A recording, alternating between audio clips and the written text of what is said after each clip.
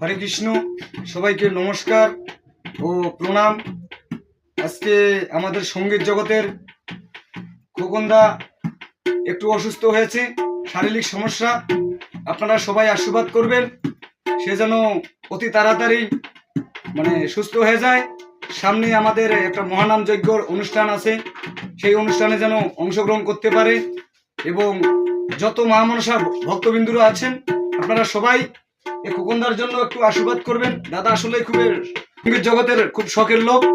এ দাদার একটু অসুস্থ হয়েছে, তার অসুস্থতা দেখে আমি নিজেই খুব দুঃখ প্রকাশ করতেছি, কারণ এই দাদা সবসময় আমাদের সাথে সঙ্গী দেয়।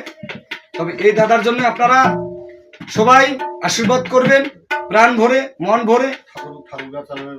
এবং দাদা একটা প্রতিযোগিতায় অংশগ্রহণ করতে যাচ্ছে ঠাকুরগা একাডেমি মাধ্যমে, সেটা তো যেন দাদা যাইতে পারে। আপনারা সবাই দাদাকে আশীর্বাদ করুন। এতে দেখুন দাদা একটু অসুস্থ।